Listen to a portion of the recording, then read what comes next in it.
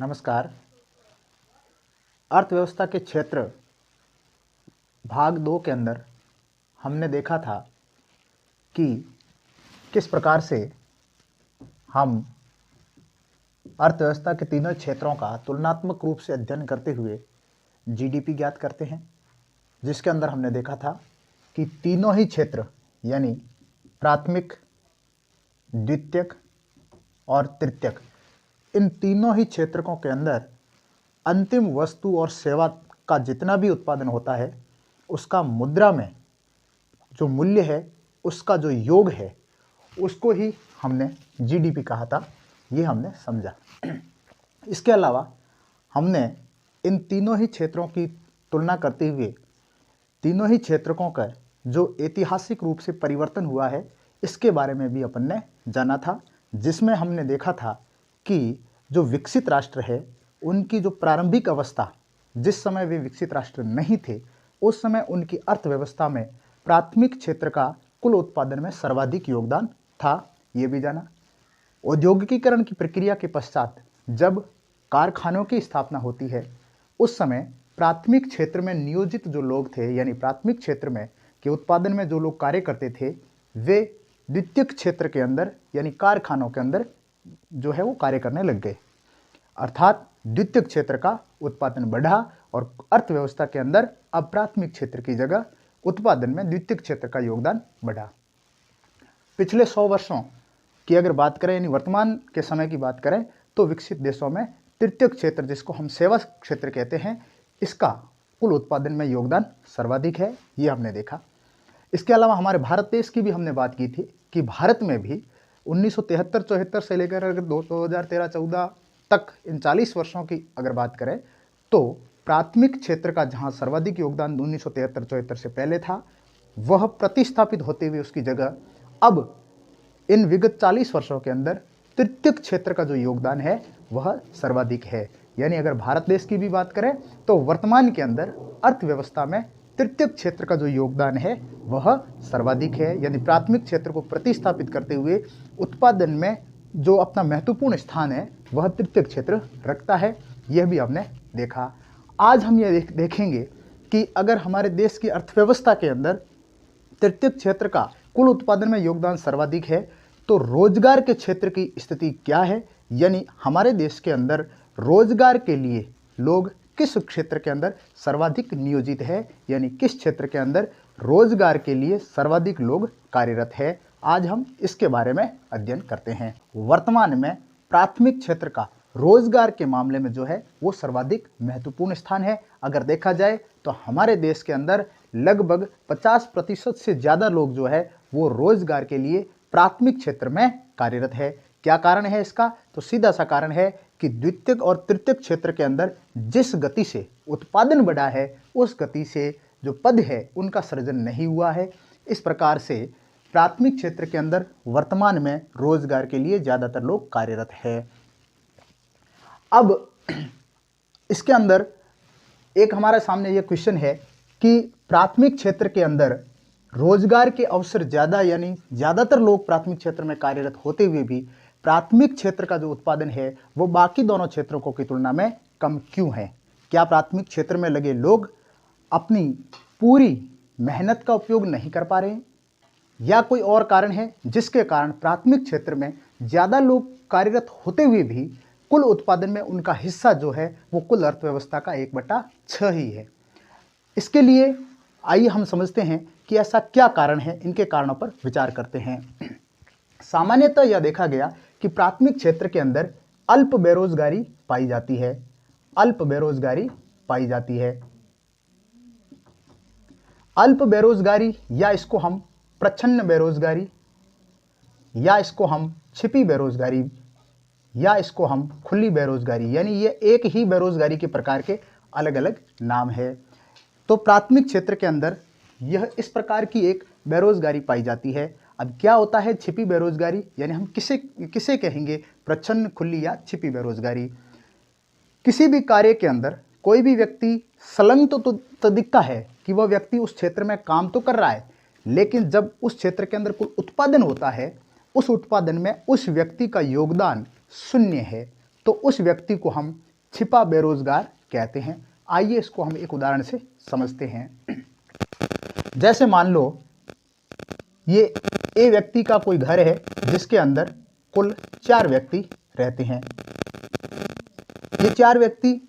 इस घर के अंदर रहते हैं। इनके यहाँ पर बरसात पर आधारित जो भूमि है यानी सिंचाई के कोई सोर्स नहीं है। इनके पास में जो भूमि है वो सिर्फ वर्षा आधारित कृषि का कार्य करते हैं।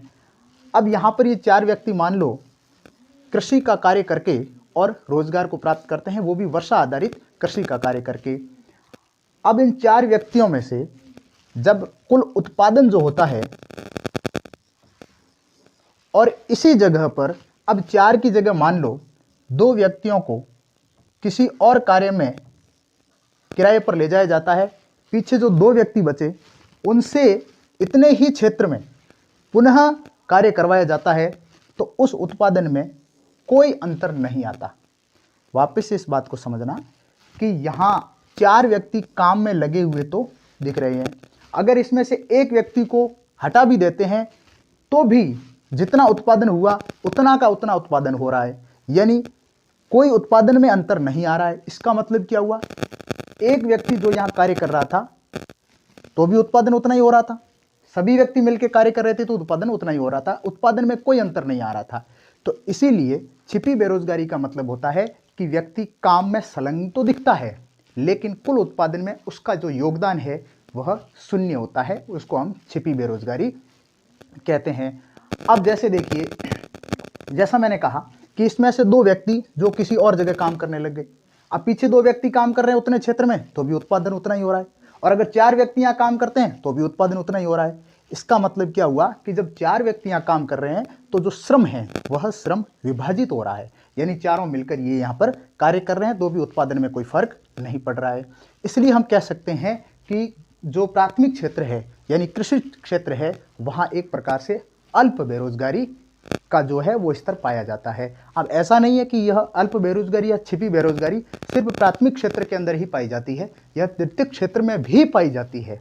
लेकिन प्राथमिक क्षेत्र के अंदर यह सर्वाधिक पाई जाती है। तृतीयक क्षेत्र में कैसे पाई जाती है इसको थोड़ा समझना। जैसे सेवा के क्षेत्र, तृतीयक क्षेत्र की अगर हम बात करें तो अगर हम शहर के अंदर जो दिहाड़ी मजदूर होते हैं, जो रोजगार के लिए प्रतिदिन कोशिश करते हैं कि उन्हें रोजगार मिल जाए, लेकिन हम देखते हैं कि कई लोगों को पूरे महीने भर या वर्ष भर रोजगार नहीं मिल पाता। ठेले वाला जो अपनी सब्जी या जो भी फल फ्रूट बेचकर अपनी रोजी रोटी कमाता है उसको भी हम देखते हैं कि पूरे दिन भर घूमने के बावजूद कुछ ही थोड़ा बहुत रोजगार मिल पाता है, यानी यहाँ पर भी अल्प बेरोजगारी पाई जाती है। लेकिन प्राथमिक क्षेत्र में सर्वाधिक जो है वो अल्प बेरोजगारी या छिपी बेरोजगारी पाई जाती है। अब भारत के अंदर यह क्वेश्चन जो इतने में से ये क्वेश्चन बना कि भारत के अंदर अर्थव्यवस्था में उत्पादन में सर्वाधिक योगदान तृतीयक क्षेत्र का, रोजगार सर्वाधिक देने वाला कौन सा क्षेत्र है तो प्राथमिक क्षेत्र, यानी प्राथमिक क्षेत्र के अंदर रोजगार के लिए सर्वाधिक जो लोग हैं वह नियोजित है। अगला हमारा टॉपिक है कि प्राथमिक क्षेत्र के अंदर जो अल्प बेरोजगारी पाई जाती है, इस अल्प बेरोजगारी को दूर करने के लिए यानी उन लोगों को रोजगार के और अधिक अवसर पैदा करने के लिए कौन कौन से बातों पर विचार किया जा सकता है, यानी अतिरिक्त रोजगार का सृजन कैसे हो। यानी जैसे मैंने पिछले उदाहरण में आपको बताया था अभी कि 4 व्यक्ति उस क्षेत्र के अंदर काम कर रहे थे तो भी उत्पादन उतना ही हो रहा था, और अगर वहाँ पर 2 व्यक्ति काम करें तो भी उत्पादन उतना ही हो रहा है, यानी इसका मतलब 2 व्यक्ति जो है वो छिपी बेरोजगार के रूप में हम उनको मान सकते हैं। तो अब जो अतिरिक्त व्यक्ति है उन व्यक्तियों को हम और अन्य जगह पर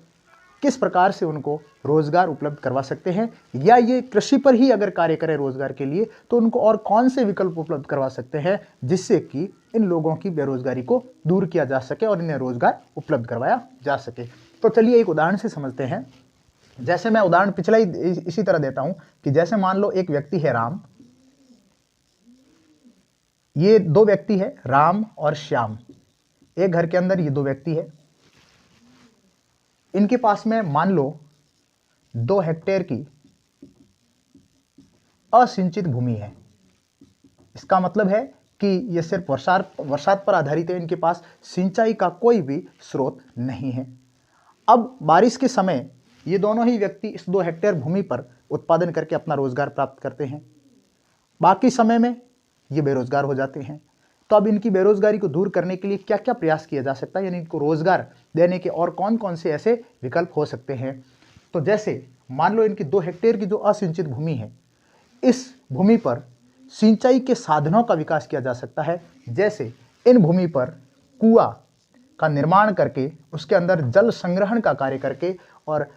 रबी की जो फसल है जिसमें अपन कह सकते हैं गेहूं का उत्पादन किया जा सकता है। अब जिस कुएं का निर्माण करना है उसके लिए या तो सरकार अपनी तरफ से मुआवजा दे सकती, सहायता दे सकती है, या बैंकों द्वारा इन्हें सस्ते ब्याज दर के ऊपर ऋण उपलब्ध करवाया जा सकता है। एक तो कुएं की व्यवस्था सिंचाई के लिए, इसके अलावा इनके लिए उर्वरकों के लिए, इसके अलावा कृषिगत जो उपकरण इनको खरीदने हैं उसके लिए, कीटनाशकों के लिए जो भी पैसा चाहिए उसकी सहायता या तो सरकार करे या सरकार के जो बैंक है उनके द्वारा कम ब्याज दर पर इनको ऋण उपलब्ध करवाए जा सके, ताकि ये 2 व्यक्ति बरसात के अलावा यानी रबी की फसल में, जैसे मान लो मैंने उदाहरण के तौर पे आपको गेहूं कहा, गेहूं का उत्पादन करके और जब से गेहूं का बुआई से लेकर उसकी कटाई तक कुल जो 50 से 60 दिन का जो समय होता है, उतने दिनों का इन दोनों व्यक्तियों को रोजगार उपलब्ध करवाया जा सकता है। इसी प्रकार जैसे मैंने एक उदाहरण में कहा आपको राम और श्याम, 2 व्यक्तियों के बारे में मैंने उदाहरण देके समझाया, इसी प्रकार के कई और व्यक्ति हैं जिनके पास असिंचित भूमि है, तो उनकी सिंचाई के स्रोत जो है वो बढ़ाए जा सकते हैं। जैसे बांधों का निर्माण करवाया जा सकता है, नहरों का निर्माण करवाया जा सकता है,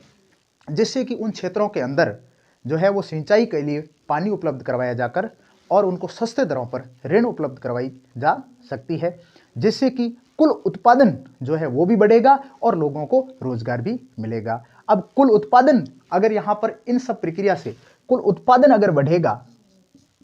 अगर कुल उत्पादन बढ़ेगा तो कुल उत्पादन बढ़ने पर उसके लिए क्रय और विक्रय का भी कार्य होगा। अब उनको बेचने के लिए शहर जाने की भी आवश्यकता होगी और इनके भंडारण के लिए भी आवश्यकता होगी, यानी परिवहन सेवा की भी आवश्यकता होगी और इनके भंडारण की भी आवश्यकता होगी, यानी सेवा क्षेत्र जो है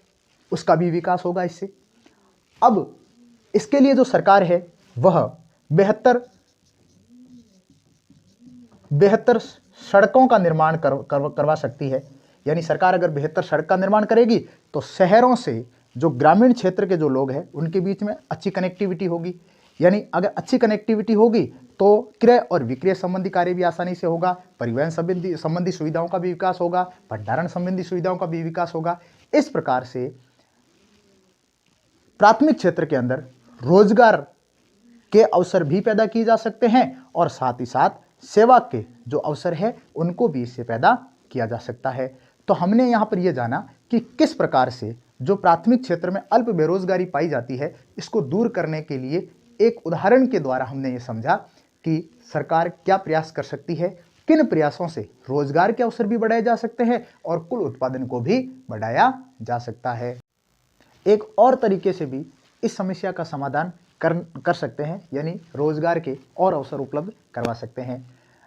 अर्ध ग्रामीण क्षेत्रों के अंदर उन उद्योगों और सेवाओं के बारे में विचार करना या उनके बारे में ऐसी पहचान करना कि किसी क्षेत्र विशेष के अंदर किसी एक जो है वो फसलों का उत्पादन जहाँ ज़्यादा हो रहा है उनके लिए किस प्रकार से हम नए उद्योग स्थापित कर सकते हैं। जैसे मैं एक एग्जांपल से आपको समझाऊं कि ऐसे क्षेत्र जहाँ के जो किसान हैं वो ज़्यादातर जैसे अरहर या कोई मूंग और इस प्रकार की जो है वो दलहन फसलों का उत्पादन अगर ज़्यादा करते हैं तो वहाँ पर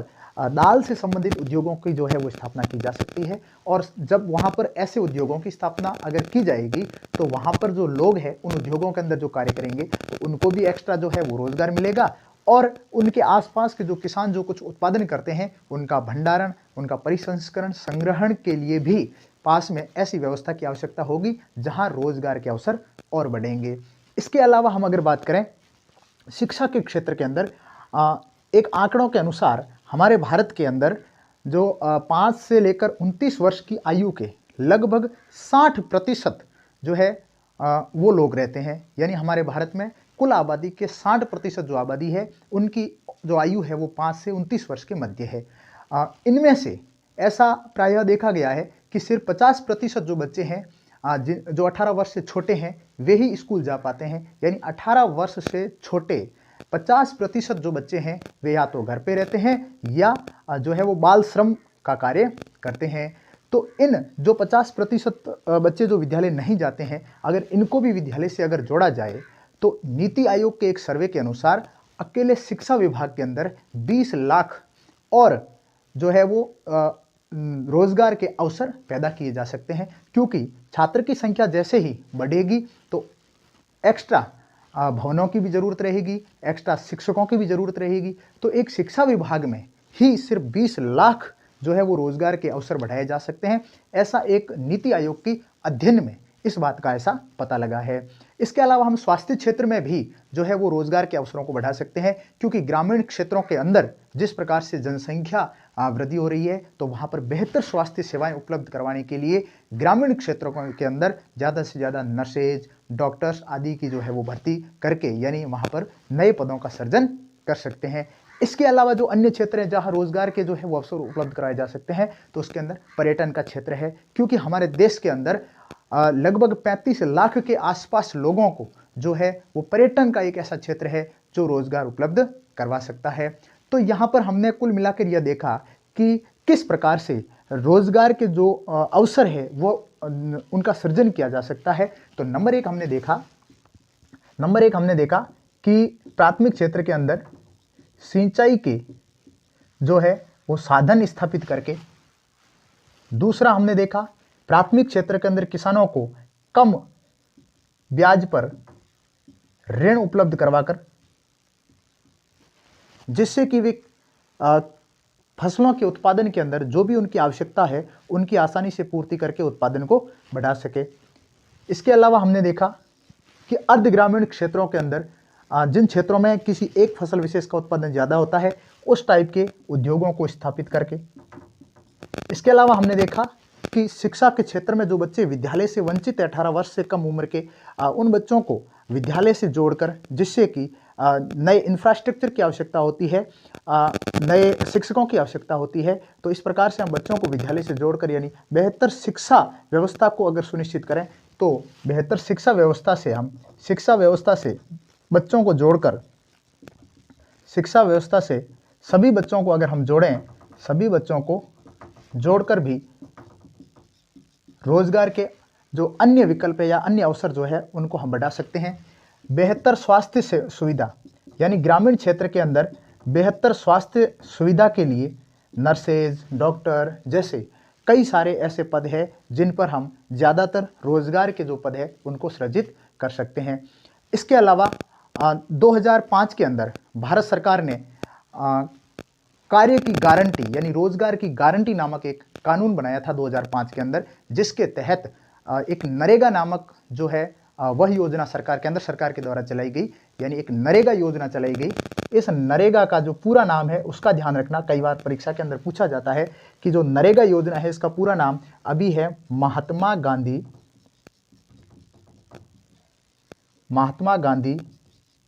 राष्ट्रीय